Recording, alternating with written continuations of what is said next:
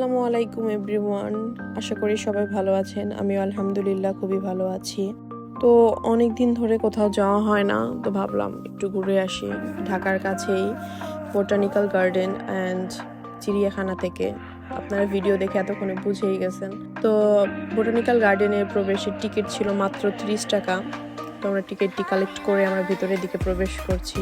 তো আমি যদি আমার অ্যাকচুয়াল ফিলটা বলি, তাহলে প্রথমেই যে জিনিসটার কথা বলতে হবে সেটা হচ্ছে মাটির গ্রান। আপনি যখনই বোটানিক্যাল গার্ডেনের মধ্যে প্রবেশ করতে যাবেন, তখনই আপনি যে একটা মাটির যে গ্রানটা পাবেন, সেটা আপনার মন প্রাণ একদম ভরিয়ে তুলবে। সেটা আমার ক্ষেত্রেও কোনো বিকল্প হয়নি। মাটির গ্রানে আমার একদম আমি ফ্রেশ হয়ে গেছি, এরকম একটা কথা। তো আমরা ভিতরের দিকে যেতে এটা শাপলা বিল ছিল। তারপরে আমরা বাঁশবাগান দেখতে দেখতে যাচ্ছিলাম। এখানে প্রায় 200 প্রজাতির বিভিন্ন বাঁশ ছিল, দেশি বিদেশি। তো আমার বোটানিক্যাল গার্ডেনের মধ্যে এই প্লেসটা সবচেয়ে ভালো লেগেছে। উপরের দিকে গাছগুলো দেখে মনে হচ্ছে একদম মেঘাচ্ছন্ন হয়ে আছে। তো আমি এটা এনজয় করতে করতে ভিতরের দিকে যাচ্ছিলাম। তারপর আমরা চলে আসলাম বাহিরের সাইডে। এখন আমরা বাংলাদেশ ন্যাশনাল জুতে যাব।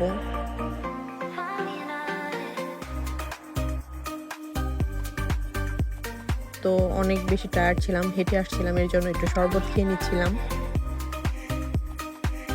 তো আমরা চিড়িয়াখানায় প্রবেশ করছি মাত্র 20 টাকা টিকিটে। তো প্রথমেই আপনারা গেলে হাতের বাম পাশে দেখতে পাবেন হরিণের আবাসস্থল। তো আমরা যাওয়ার পরই হয়তোবা হরিণগুলোকে খাবারের জন্য ডাকা হচ্ছিল। সবগুলো হরিণ দৌড়ে চলে যাচ্ছিল আমরা যাওয়ার পরপরই। তো শুধুমাত্র একটা হরিণই অলসতার মতো বসেছিল। তো সেটাকে মনে মনে ভাবছিলাম সেটা আমি, এবং বলছিলাম যে এটা হয়তো বা আমি।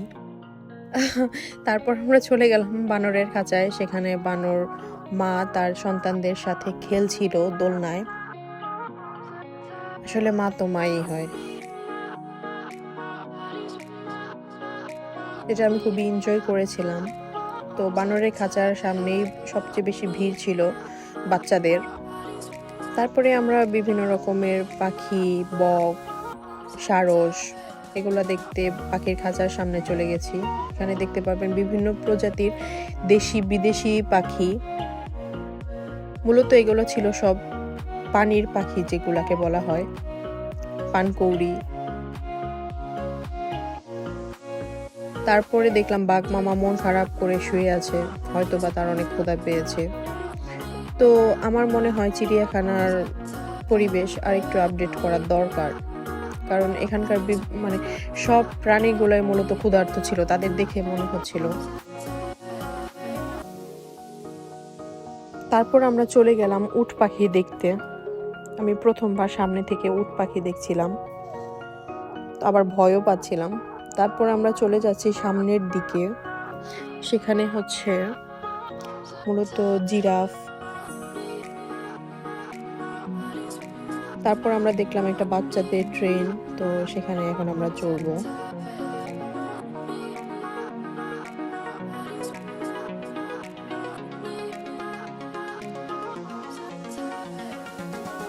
মিনি ট্রেনে উঠে বেশ ভালোই মজা করছিলাম।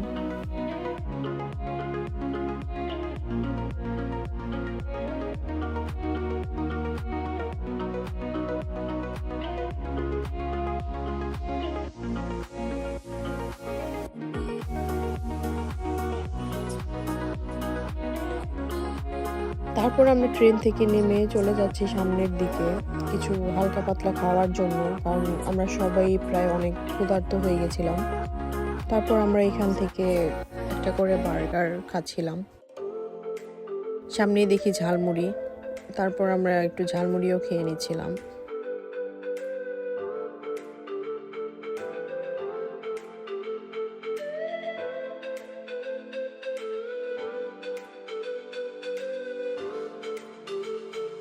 তারপর আমরা বাম পাশে দেখতে পেলাম শকুনের খাঁচা। সেখান থেকে আমরা চলে আসলাম হাতির খামারের দিকে। তো এখানে অনেক বড় বড় হাতি ছিল, আর হাতির ওইখানে এত বেশি দুর্গন্ধ ছিল যে আমরা বেশিক্ষণ দাঁড়িয়ে থাকতে পারিনি। তারপর আমরা দেখলাম মরুর জাহাজকে। হায়না, শেয়াল সব এক পাশেই ছিল। তারপর আমরা সাইডে দেখছিলাম হচ্ছে অ্যাকোরিয়াম, সেখানে আমরা যাই নাই কারণ আমরা অনেক বেশি টায়ার্ড ছিলাম, তো আমরা টাইম ওয়েস্ট করতে চাচ্ছিলাম না।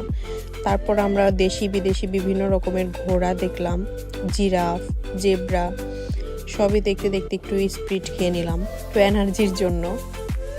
তো আমাদের সেই যাত্রা শেষ করে আমরা এখন চলে আসছি কাচ্চি ভাই আমাদের দুপুরে লাঞ্চ করার জন্য।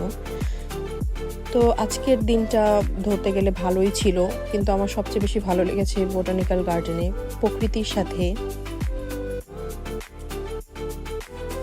তো এখন খাওয়া দাওয়া শেষ করে আজকের জার্নি আমাদের এখানেই শেষ। আশা করি সকলে ভালো থাকবেন, সুস্থ থাকবেন। আসসালামু আলাইকুম।